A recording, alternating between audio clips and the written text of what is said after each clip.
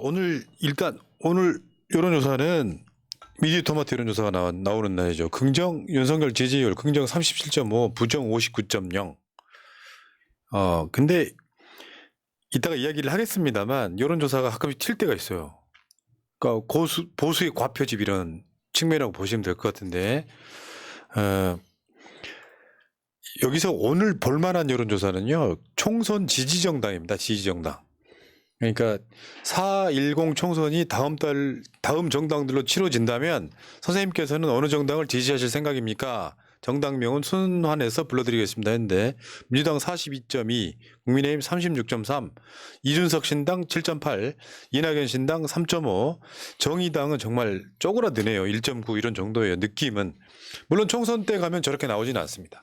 근데 이번에 그 정치 성향으로 보니까 보수 과표집이 맞습니다. 거의 한 90명 정도 많아요. 1000명 중에. 중도가 저렇게 많다는 건 또 다른 측면에서는 상당히 튄 여론조사가 아니냐 참고하시기 바라겠습니다. 자, 근데 이게 지금 제3지대를 표방하면서 지금 나간 신당이 지금 5개쯤 됩니다. 근데 기싸움 하느라고 이게 보는 입장에서는요. 저게 합쳐질까? 이런 생각이 좀 들지 않아요? 너무 많고 각자 개성이 있는 사람들이 어떤 원팀으로 움직일 수 있을까? 말하자면 저거 5개가 어떻게 보면 떴다방처럼 보이는 측면이죠. 저는 저기에 창당한 사람들 중에 그나마 명분이 있는 건 이준석밖에 없다고 저는. 선거 제도가 뭐 영향을 미칠 겁니다. 선거 제도가 병립형으로 바뀌게 되면은 전부 다 이준석 밑으로 모일 거예요. 근데 연동형으로 그대로 유지가 된다면은 합치지 않고 자기들끼리 비례대표 한두 석이라도 노리겠다라는 정당들이 많이 생길 것이다. 뭐 이렇게 좀 해석이 되네요. 네. 이준석은 뭐 대선까지 같이 가야 한다, 뭐 서야까지 얘기하고요. 이낙연 이제 전 대표께서는 텐트를 뭐 크게 쳐달라라고 약간 입장차가 있는 것 같습니다. 근데 이준석은 약간 속도 조절을 하는 것 같고요. 급하게 모여 뭐 갈아버리면 죽이 되는 것이 비빔밥이 되지 않는다 이런 얘기까지 했습니다. 그런데 또 이낙연 전 대표나 김종민 뭐 조응천 이쪽 그 분들께서는 다음 우리가 설날 명절 전까지 이것을 설 전에까지 이것을 통합했으면 좋겠다라고 또 목표를 세웠습니다. 그러니까 속도 차이가 조금 있는 것 같습니다. 그런데요. 이것은 또 이준석 쪽에서는 대선 후보로 나오지 않아야 된다라는 얘기, 뭐 이거는 말이 안 된다고 했지만 김종민 의원이나 이제 세 분이 조응천 의원 세 분께서 있는 곳에서는 뭐 대선 후보로 나와서는 안 된다. 이낙연 전 대표를 향해서 또 그런 얘기까지 한 것 같은데요. 그러면 이낙연 전 대표가 지금 여기서 원래 당초 다당제를 얘기하셨던 분이 아닌데 양당제를 비판하고 다당제를 얘기하셨던 분이 아닌데 굳이 이렇게까지 할 필요가 있는가. 그러니까 네. 지금 시작도 하기 전에 서로 땀만 먹고 있다. 서로. 그러니까 어제 탈당한 사람들 보니까 신경민, 최은열 이런 사람들이거든요. 정계 은퇴도 될 만한 분들이 다시 나와가지고 뭐 이낙연 신당으로 가네 마네 저건 국민적 영향력이 아예 없는 거예요.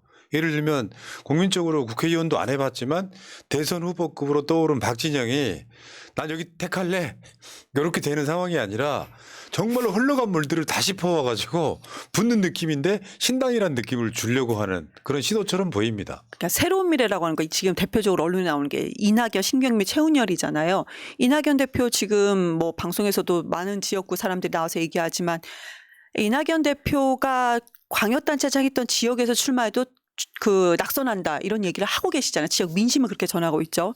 신경민 전 의원 같은 경우 영등포 울입니다. 김미석 의원 있는데요. 이번에 뭐 그래도 약간 좀 거기 뭐 탄탄하다라는 그런 곳이고 최은열 의원 같은 경우 전 의원 같은 경우는 비례대표였습니다. 갈 곳이 없는 곳이에요. 그러니까 한마디로 새로운 미래라고 이렇게 거창하게 얘기는 하지만 갈 곳 없는 분들이 모여서 창당한 건 아닌가 하는 생각이 듭니다. 맞죠. 그러니까 사실은 현실 정치에서 의미 하나도 없는 사람들이 모여갖고 원래 민주당 내부 총질하던 사람들이 말도 안 되는 명분으로 이낙연 신당에 합류할 게 저 자체가 별 관심이 없어 보이고 그다음에 정의당 쪽에서는 유호정이 코미디를 좀 하고 있죠. 그러니까 뭐 정의당 탈당해서 탈당도 안 해놓고 다른 당에 가서 저 비례대표 의원이 활동하는 그 욕을 바가지로 먹더니 의원직 내려놓고 뭐 이런다 이런 이야기를 또 하고 있는 이 과정들이 있는 것 같고요.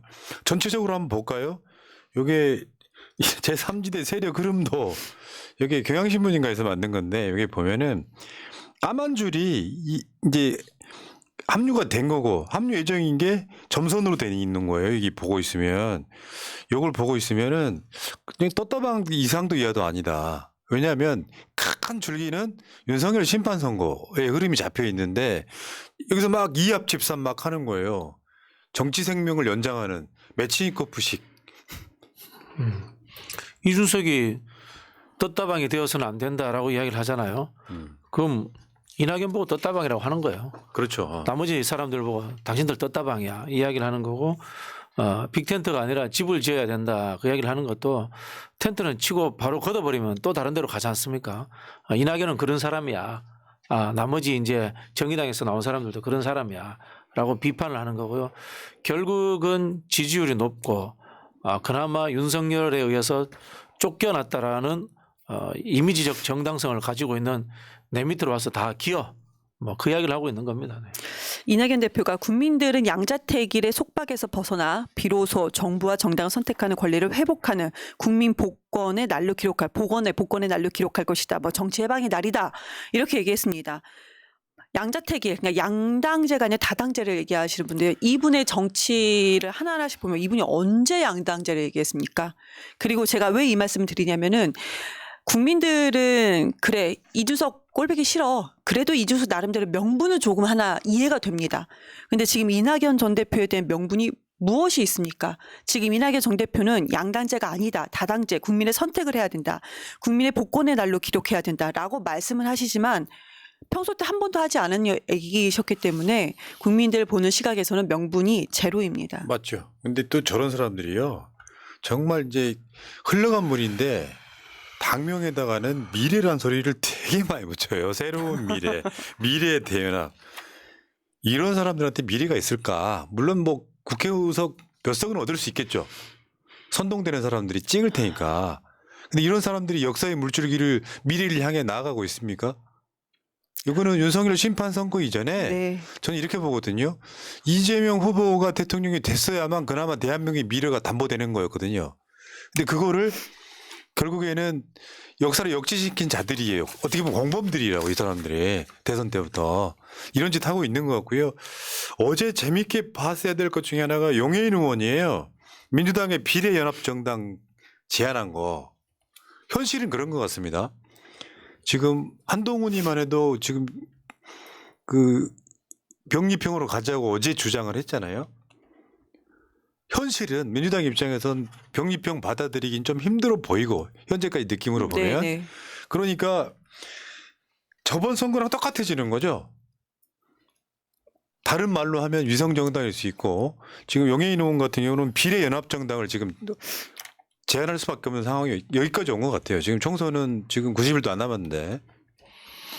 용해인 의원이 뭐 지난 4월 동안 의정 활동도 잘하고 윤석열 정부가 잘 싸워왔는데요. 제가 보기엔 최근 몇 달 동안 여기 너무 과잉 집착하는 것 같아요.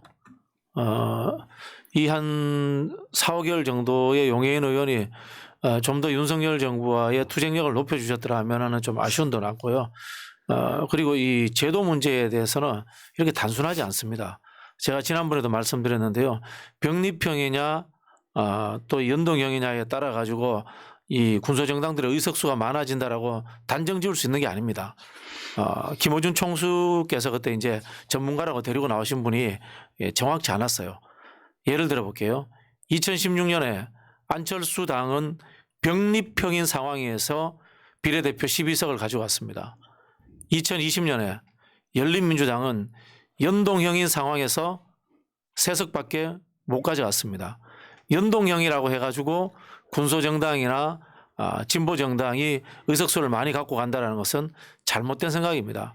결국은 당시에 시대 정신에 맞춰 가지고 때로는 윤석열과 잘 싸우든가 때로는 삼지대를 개척하든가 또는 좀 더 민주당보다 진보적으로 가든가 과거 노동장처럼 민주노동장처럼 그런 제 역할을 잘했을 때만이 표가하는 것이지 제도를 가지고 나는 살아남겠다라고 하는 틈새 전략을 한다면은 그거는 저는 정당 정치의 기본 정신에 어긋난다 그런 생각이 듭니다.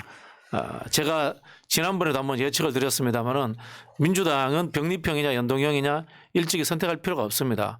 국민의힘이 답답합니다. 국민의힘은 기존의 연동형으로 가게 된다면은 이준석 당이 비례를 많이 갖고 갈 것이라는 우려 때문에 더 다급한 것은 국민의힘이고 국민의힘이 의견을 내면 그때 가서 민주당은 거기에 맞춰서 전략적 선택을 하면 되는 것이고요.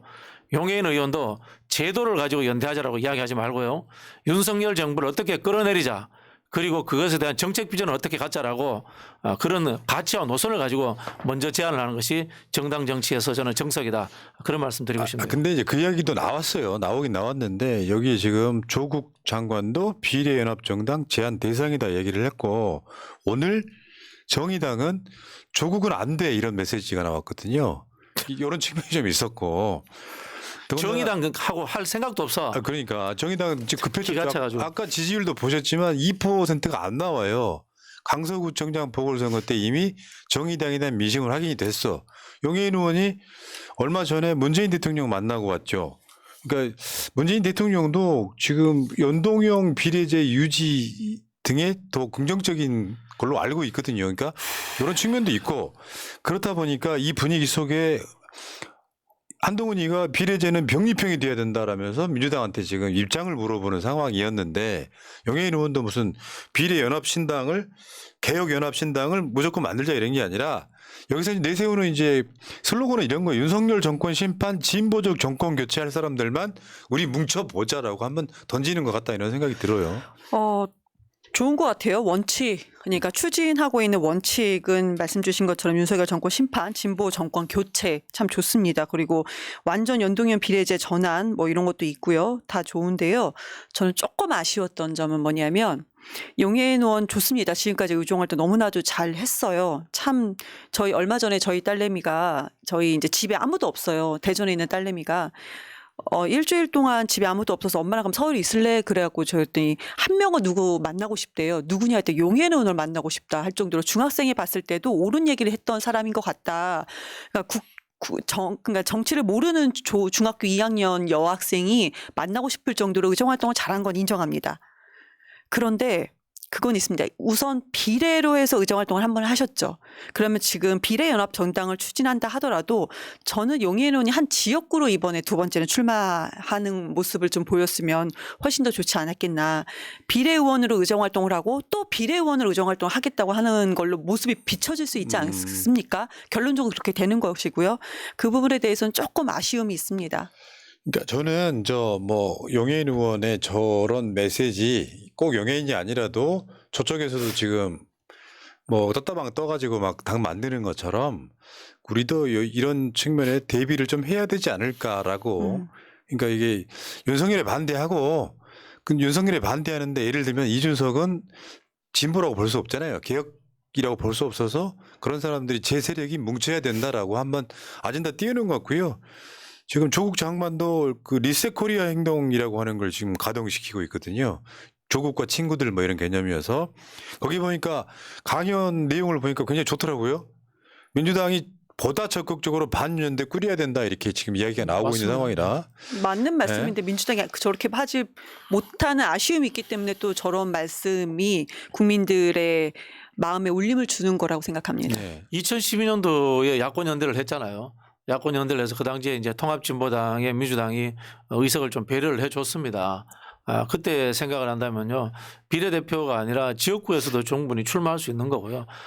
그런 야권 연대라는 것이 윤석열 정부 심판이라는 것이 출발점이 돼야죠. 제도를 전제 조건으로 거는 순간에 서로가 불편해질 수 있어요. 네. 가치가 더 먼저다 이런 거죠. 네. 알겠습니다. 또 재밌는 거 하나만요. 김무성 출마도 국민의힘한테는 굉장히 위협적 요소가 될 가능성이 높아요. 그러니까 지금 오늘 메시지들을 보니까 김무성을 유상범이 디스를 하더라고. 그럼 뭐예요? 지도부의 생각은 김무성 출마에 대한 탐탁지 않음인 거잖아요. 그렇죠. 황보석이 지역구 나가는 건데 부산에서 7선 도전하는데 제가 봤을 땐 이게 소위 말하면 국민의힘 내부의 국이득권들과 신주류가 이렇게 맞붙는 싸움이 김무성으로 촉발될 수 있다 이런 느낌이 분명히 있어요. 기억들 하시겠지만 새누리당 총선 패배의 시작점 옥새 들고 나르샤 이 사건 기억이 납니다.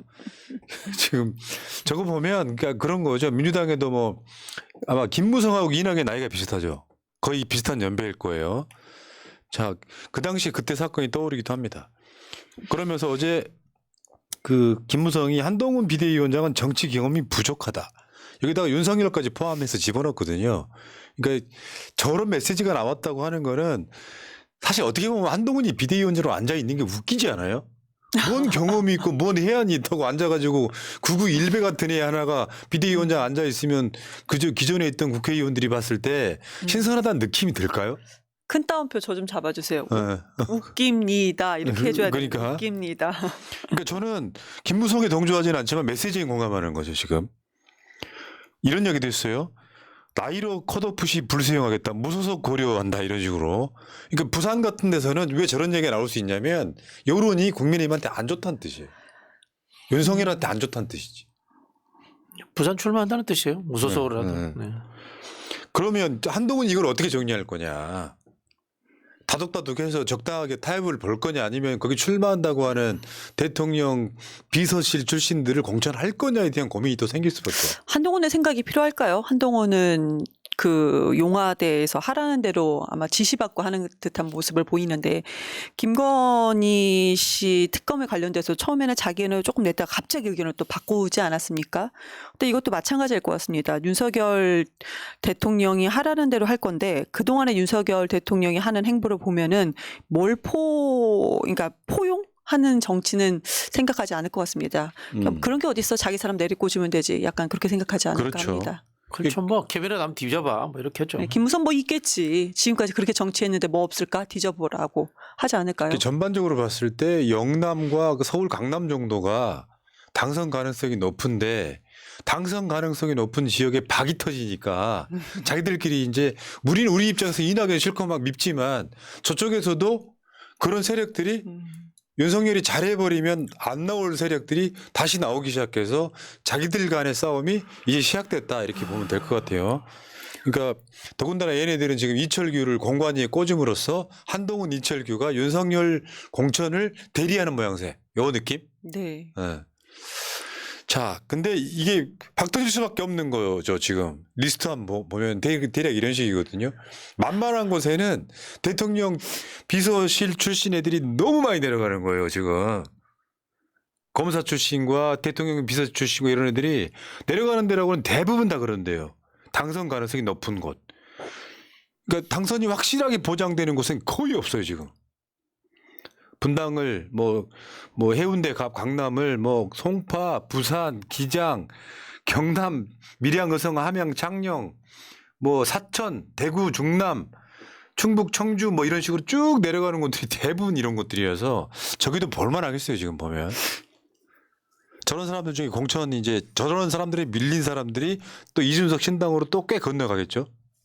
야, 자 알겠습니다. 자 어쨌건. 윤석열 심판 선거에서 이제 총선에 대한 본격적인 흐름이 잡히고 있는 바로 그런 상황들 이야기 한번 해봤습니다.